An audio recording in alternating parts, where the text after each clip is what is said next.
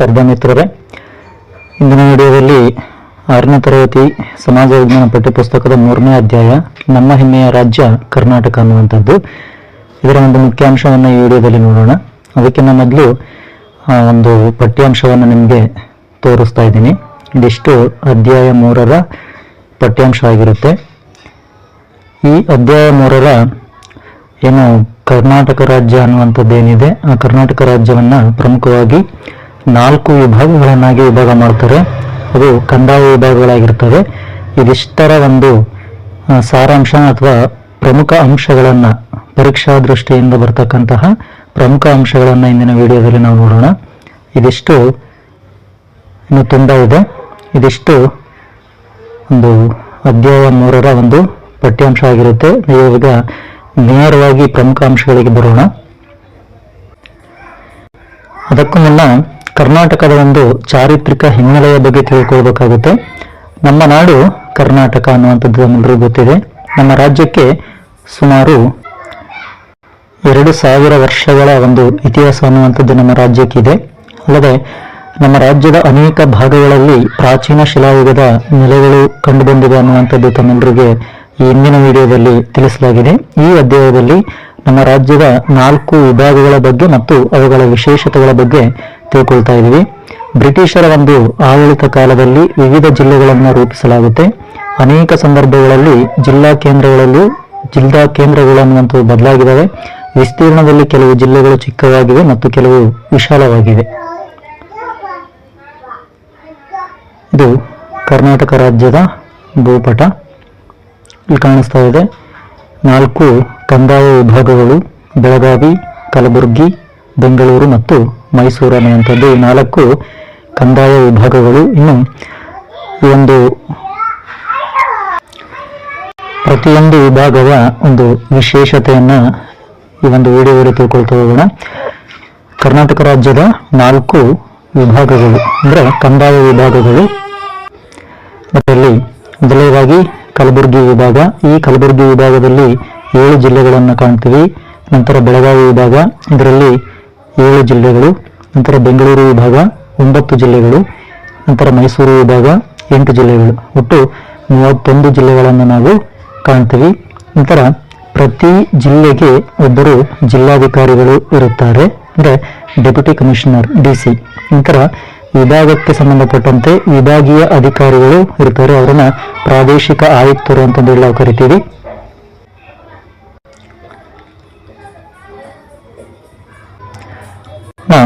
ಬೆಂಗಳೂರು ವಿಭಾಗ.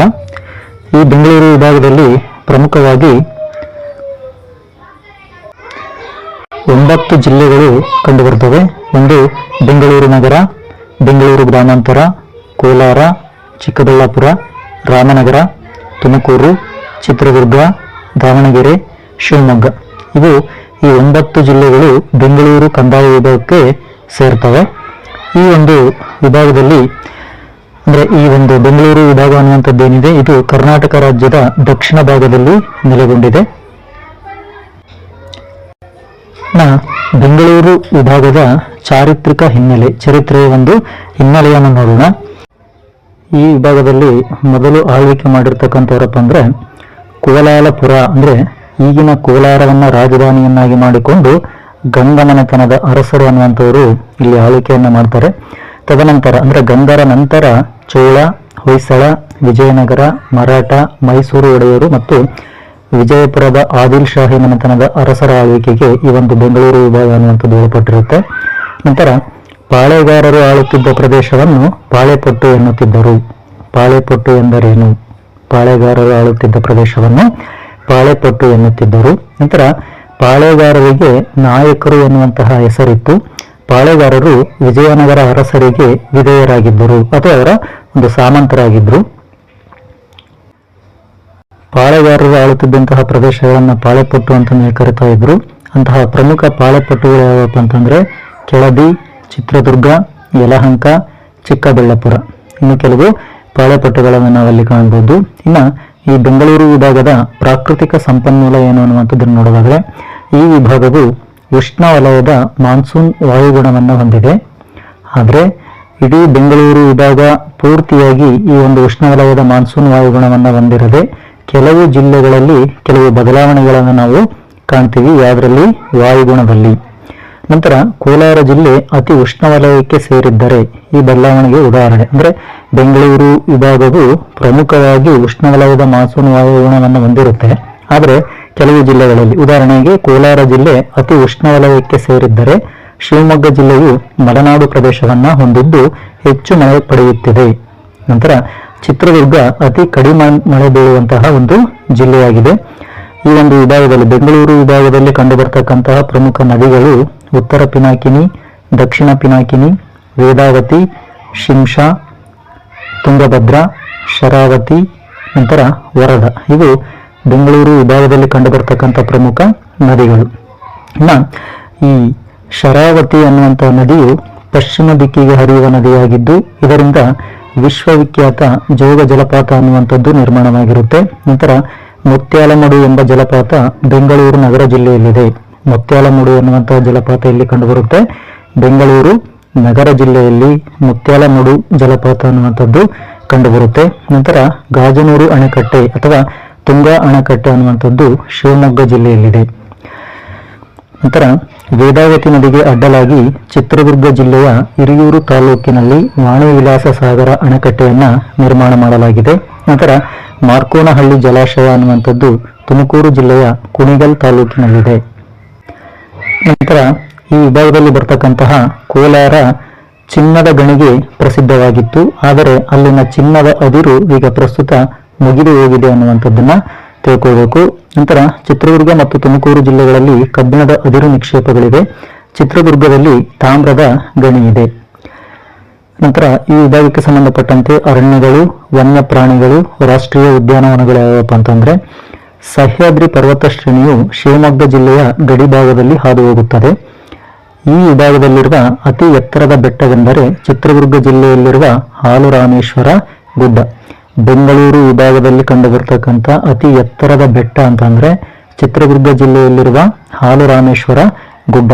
ಇನ್ನು ಇತರೆ ಗುಡ್ಡಗಳು ಯಾವಪ್ಪ ಅಂತಂದ್ರೆ ಕವಲೇದುರ್ಗ, ಚಂದ್ರಗುತ್ತಿ, ಕೊಡಚಾದ್ರಿ, ನಂದಿದುರ್ಗ. ಇವು ಬೆಂಗಳೂರು ಒಂದು ವಿಭಾಗದಲ್ಲಿ ಕಂಡುಬರ್ತಕ್ಕಂಥ ಪ್ರಮುಖ ಗುಡ್ಡಗಳು.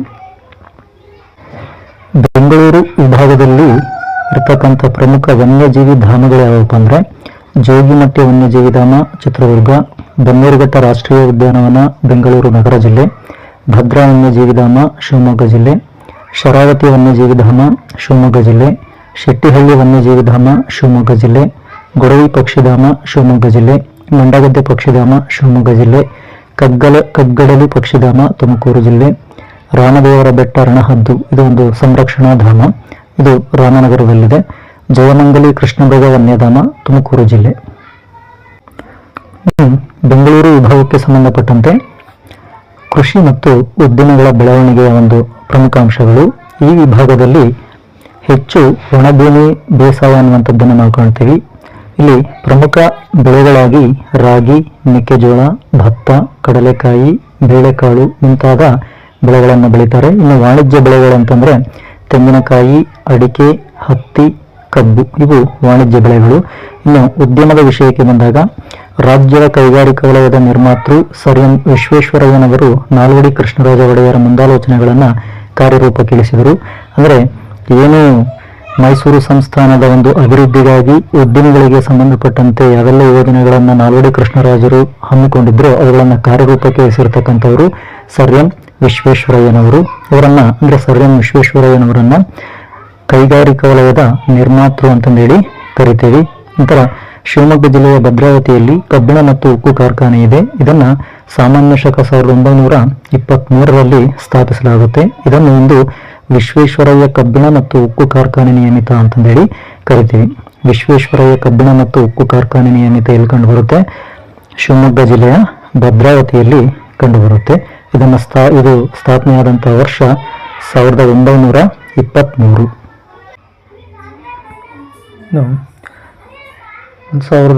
1936ರಲ್ಲಿ ಭದ್ರಾವತಿಯಲ್ಲಿ ಕಾಗದದ ಕಾರ್ಖಾನೆಯನ್ನು ಸ್ಥಾಪನೆ ಮಾಡಲಾಗುತ್ತೆ.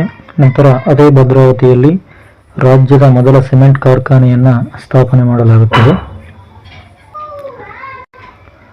ತುಮಕೂರು ಜಿಲ್ಲೆಯ ಅಮ್ಮಸಂದ್ರದಲ್ಲಿ ಬಿರ್ಲಾ ಕಂಪನಿಯ ಸಿಮೆಂಟ್ ಕಾರ್ಖಾನೆ ಇದೆ. ಚಿಕ್ಕಬಳ್ಳಾಪುರ ಜಿಲ್ಲೆಯ ಗೌರಿಬಿದನೂರು ತಾಲೂಕಿನ ತೊಂಡೆಬಾವಿಯಲ್ಲಿ ಎಸಿಸಿ ಸಿಮೆಂಟ್ ಕಾರ್ಖಾನೆ ಅನ್ನುವಂಥದ್ದಿದೆ. ನಂತರ ಬೆಂಗಳೂರು ಮಾಹಿತಿ ತಂತ್ರಜ್ಞಾನ ಮತ್ತು ಜೈವಿಕ ತಂತ್ರಜ್ಞಾನ ಉದ್ದಿಮೆಗಳಿಗೆ ಪ್ರಸಿದ್ಧಿಯಾಗಿದೆ. ಬಟ್ಟೆ ರಫ್ತು ವ್ಯಾಪಾರದಲ್ಲಿ ದೇಶದಲ್ಲೇ ಕರ್ನಾಟಕ 2ನೇ ಸ್ಥಾನದಲ್ಲಿದೆ. ಕಲೆ, ಸಾಹಿತ್ಯ, ಜಾನಪದ, ನಾಟಕ, ನೃತ್ಯ ಈ ಒಂದು ವಿಭಾಗಕ್ಕೆ ಸಂಬಂಧಪಟ್ಟಂತೆ ಬೆಂಗಳೂರು ವಿಭಾಗದ ಕೊಡುಗೆ ಏನು ಅನ್ನುವಂಥದ್ದನ್ನು ನೋಡೋದಾದರೆ ಇಲ್ಲಿ ಅಕ್ಕ ಮಹಾದೇವಿ ಮತ್ತು ಅಲ್ಲಮ ಪ್ರಭುಗಳು ಶಿವಮೊಗ್ಗ ಜಿಲ್ಲೆಯ ಬಳ್ಳಿಗಾವಿಗೆ ಸೇರಿರ್ತಕ್ಕಂಥವರು. ದಾಸ ಪರಂಪರೆಗೆ ಸೇರಿದ ಶ್ರೀಪಾದರಾಯರು ಬೆಂಗಳೂರು ವಿಭಾಗಕ್ಕೆ ಸೇರಿದವರು. ಕನ್ನಡ ಸಾಹಿತ್ಯದಲ್ಲಿ ಸೇವೆಗೈದು ಸಾಹಿತ್ಯವನ್ನು ಶ್ರೀಮಂತಗೊಳಿಸಿದ Kuvempu, Masti, UR Ananthamurthy, GS Shivarudrappa, KS Nisar Ahmed, P Lankesh ಇನ್ನೂ ಮುಂತಾದ ಸಾಹಿತಿಗಳು ಬೆಂಗಳೂರು ವಿಭಾಗಕ್ಕೆ ಸೇರಿದವರಾಗಿದ್ದಾರೆ. ನಾಟಕ ವಿಭಾಗಕ್ಕೆ ನಾಟಕ ರತ್ನ, ನಾಟಕ ಸಾರ್ವಭೌಮ ಎನ್ನುವಂಥ ಬಿರುದಾಂಕಿತರಾಗಿರ್ತಕ್ಕಂಥ ಗುಬ್ಬಿ ವೀರಣ್ಣ ಅವರು ತುಮಕೂರು ಜಿಲ್ಲೆಯ ಗುಬ್ಬಿಯವರಾಗಿದ್ದಾರೆ. ಸುಬ್ಬಯ್ಯ ನಾಯ್ಡು ಅವರು ರಂಗಭೂಮಿ ಕ್ಷೇತ್ರಕ್ಕೆ ಕನ್ನಡದ ಮೊದಲನೇ ವಾಕ್ಚಿತ್ರ ಸತಿ ಸುಲೋಚನದ ನಾಯಕ ನಟರು. ಯಾರು? ಸುಬ್ಬಯ್ಯ ನಾಯ್ಡು. ಕನ್ನಡದ ಮೊದಲನೇ ವಾಕ್ಚಿತ್ರ ಸತಿ ಸುಲೋಚನದ ನಾಯಕ ನಟರು ಸುಬ್ಬಯ್ಯ ನಾಯ್ಡು. ನಂತರ ಕೆ ಹಿರಣ್ಣಯ್ಯ ಮತ್ತು ಅವರ ಪುತ್ರ ಮಾಸ್ಟರ್ ಹಿರಣ್ಣಯ್ಯ ಅವರ ರಂಗಭೂಮಿ ಕೊಡುಗೆ ಅನ್ನುವಂಥದ್ದು ಪ್ರಶಂಸನೀಯ. ಪ್ರಸಿದ್ಧ ಜನಪದ ತಜ್ಞರಾದ ಸಾಹಿತಿ HL ನಾಗೇಗೌಡ ಅವರು ರಾಮನಗರದಲ್ಲಿ ಜಾನಪದ ಲೋಕ ಅನ್ನುವಂಥದ್ದನ್ನು ಸ್ಥಾಪನೆ ಮಾಡ್ತಾರೆ. ನಂತರ ಜನಪದ ಕಲೆಗಳಿಗೆ ಸಂಬಂಧಪಟ್ಟಂತೆ ಕರಗ, ಸೋಮನ ಕುಣಿತ, ಮೂಡಲಪಾಯ, ಯಕ್ಷಗಾನ, ಗಾರುಡಿ ಕುಣಿತ, ಡೊಳ್ಳು ಕುಣಿತ, ಚಿತ್ರಕಲೆಗೆ RS ನಾಯ್ಡು, ರುಮಾಲೆ ಚನ್ನಬಸಯ್ಯ, ವೆಂಕಟಪ್ಪ ಮುಂತಾದವರ ಕೊಡುಗೆ ಅನ್ನುವಂಥದ್ದು ಅನನ್ಯವಾಗಿರುತ್ತದೆ. ಶಿಕ್ಷಣ ಮತ್ತು ಆರೋಗ್ಯಕ್ಕೆ ಸಂಬಂಧಪಟ್ಟಂತೆ ಬೆಂಗಳೂರು ವಿಭಾಗದ ಕೊಡುಗೆ. ಭಾರತ ರತ್ನ ಪ್ರಶಸ್ತಿ ಪಡೆದ ಇಬ್ಬರು ಈ ವಿಭಾಗಕ್ಕೆ ಅಂದರೆ ಚಿಕ್ಕಬಳ್ಳಾಪುರ ಜಿಲ್ಲೆಗೆ ಸೇರಿದವರಾಗಿದ್ದಾರೆ. ಅವರಲ್ಲಿ ಮೊದಲನೆಯವರು ಸರ್ ಎಂ ವಿಶ್ವೇಶ್ವರಯ್ಯ, ಮತ್ತೊಬ್ಬರು ವಿಜ್ಞಾನಿಯಾಗಿರ್ತಕ್ಕಂಥ CNR ರಾವ್. ಬೆಂಗಳೂರು, ತುಮಕೂರು, ಶಿವಮೊಗ್ಗ, ದಾವಣಗೆರೆಗಳಲ್ಲಿ ವಿಶ್ವವಿದ್ಯಾಲಯಗಳಿವೆ. ಬೆಂಗಳೂರಿನಲ್ಲಿ ಕೃಷಿ ವಿಶ್ವವಿದ್ಯಾಲಯವಿದೆ. ಅನೇಕ ಧಾರ್ಮಿಕ ಸಂಸ್ಥೆಗಳು ಶಿಕ್ಷಣ ಕ್ಷೇತ್ರದಲ್ಲಿ ಕೆಲಸ ಮಾಡುತ್ತಿವೆ. ಅದರಲ್ಲಿ ಶ್ರೀ ಶಿವಕುಮಾರ ಸ್ವಾಮಿಗಳ ನೇತೃತ್ವದಲ್ಲಿ ಬೆಳೆಸಿದ್ದ ಸಿದ್ಧಗಂಗಾ ಮಠವು ಸಾವಿರಾರು ಬಡ ವಿದ್ಯಾರ್ಥಿಗಳಿಗೆ ಅಕ್ಷರ ಮತ್ತು ಅನ್ನದಾಸೋಹ ಕಾರ್ಯ ಅನ್ನುವಂಥದ್ದು ನಡೆಯುತ್ತೆ ಇಲ್ಲಿ. ಇನ್ನು ರಾಮನಗರ ಜಿಲ್ಲೆಯಲ್ಲಿ ಜನಿಸಿದ ಶ್ರೀ ಬಾಲಗಂಗಾಧರನಾಥ ಸ್ವಾಮೀಜಿಯವರ ನೇತೃತ್ವದಲ್ಲಿ ಬೆಳೆದ ಆದಿಚುಂಚನಗಿರಿ ಮಠದ ಶೈಕ್ಷಣಿಕ ಸೇವೆ ಅನ್ನುವಂಥದ್ದು ಅಪೂರ್ವವಾಗಿರುತ್ತದೆ. ಇನ್ನು ಚಿತ್ರದುರ್ಗದ ಮುರುಘರಾಜೇಂದ್ರ ಮಠ ಮತ್ತು ಸಿರಿಗೆರೆಯ ತರಳಬಾಳು ಮಠಗಳು ಶೈಕ್ಷಣಿಕ ಸೇವೆ ಅನ್ನುವಂಥದ್ದು ಗಮನಾರ್ಹವಾಗಿರುತ್ತೆ. ಇನ್ನು ಆರೋಗ್ಯ ವಿಷಯಕ್ಕೆ ಸಂಬಂಧಪಟ್ಟಂತೆ ಗ್ರಾಮೀಣ ಪ್ರದೇಶದಲ್ಲಿನ ಗರ್ಭಿಣಿಯರಿಗೆ ಸೇವೆ ಒದಗಿಸುವುದಕ್ಕಾಗಿ ಸಂಚಾರಿ ವಾಹನ ಮೊಬೈಲ್ ಹೆಲ್ತ್ ವ್ಯಾನ್ ಅನ್ನುವಂಥ ವ್ಯವಸ್ಥೆಯನ್ನು ಕಲ್ಪಿಸಲಾಗಿರುತ್ತದೆ. ಆರೋಗ್ಯ ವಿಚಾರಕ್ಕೆ ಸಂಬಂಧಪಟ್ಟಂತೆ ಕೆಲವೊಂದು ಅಂಶಗಳು ಸಾಮಾನ್ಯವಾಗಿರೋದ್ರಿಂದ ಬೇರೆ ಯಾವುದೇ ಅಂಶಗಳನ್ನು ಇಲ್ಲಿ ಕೊಟ್ಟಿರೋದಿಲ್ಲ. ವಿಶೇಷವಾಗಿ ಇಲ್ಲಿ ನೀಡಿರ್ತಕ್ಕಂಥ ಸೌಲಭ್ಯ ಏನು ಮೊಬೈಲ್ ಹೆಲ್ತ್ ವ್ಯಾನ್ ಅನ್ನುವಂಥದ್ದಿದೆ ಅದನ್ನು ಮಾತ್ರ ನಾವಿಲ್ಲಿ ಕೊಟ್ಟಿರ್ತೀವಿ. ಗ್ರಾಮೀಣ ಪ್ರದೇಶದಲ್ಲಿನ ಗರ್ಭಿಣಿಯರಿಗೆ ಸೇವೆ ಒದಗಿಸುವ ಸಲುವಾಗಿ ಈ ಮೊಬೈಲ್ ಹೆಲ್ತ್ ವ್ಯಾನ್ ಅನ್ನುವಂಥ ವ್ಯವಸ್ಥೆಯನ್ನು ಕಲ್ಪಿಸಲಾಗಿರುತ್ತದೆ. ಇನ್ನು ಇತರೆ ಅಂಶಗಳನ್ನು ಅಂದರೆ ಬೆಂಗಳೂರು ವಿಭಾಗಕ್ಕೆ ಸಂಬಂಧಪಟ್ಟಂತೆ ಇತರೆ ಅಂಶಗಳನ್ನು ನಾವು ನೋಡೋದಾದರೆ ಕರ್ನಾಟಕ ಏಕೀಕರಣ ರೂವಾರಿ ಕೆಂಗಲ್ ಹನುಮಂತಯ್ಯ ಅವರು ಈ ವಿಭಾಗಕ್ಕೆ ಸೇರಿದವರಾಗಿದ್ದಾರೆ. ಮತ್ತೊಬ್ಬ ಏಕೀಕರಣ ಹೋರಾಟಗಾರ S ನಿಜಲಿಂಗಪ್ಪ ಅವರು ಮುಖ್ಯಮಂತ್ರಿಯಾಗಿ ರಾಜ್ಯ ನಿರ್ಮಾಣ ಕಾರ್ಯಗಳನ್ನು ಕೈಗೊಂಡಿದ್ದಾರೆ. ಪರಿಸರ ಪೋಷಣೆಗೆ ಹೆಸರಾದ ಸಾಲುಮರದ ತಿಮ್ಮಕ್ಕ ಈ ವಿಭಾಗಕ್ಕೆ ಅಂದರೆ ತುಮಕೂರು ಜಿಲ್ಲೆಯ ಗುಬ್ಬಿಯವರಾಗಿರುತ್ತಾರೆ.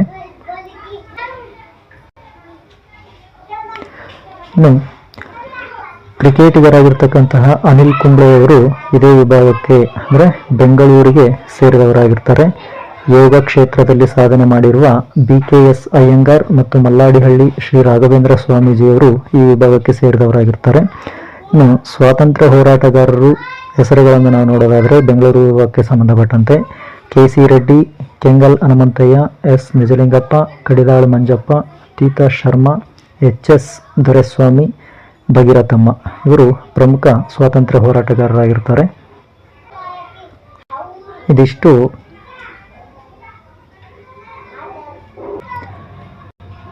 ಇದಿಷ್ಟು ಕರ್ನಾಟಕದ 4 ಕಂದಾಯ ವಿಭಾಗಗಳಲ್ಲಿ ಬೆಂಗಳೂರು ವಿಭಾಗಕ್ಕೆ ಸಂಬಂಧಪಟ್ಟಂತಹ ಪ್ರಮುಖ ಅಂಶಗಳು, ಇನ್ನು ಉಳಿದ 3 ವಿಭಾಗಗಳ ಪ್ರಮುಖ ಅಂಶಗಳನ್ನು ಮುಂದಿನ ವಿಡಿಯೋದಲ್ಲಿ ನೋಡೋಣ.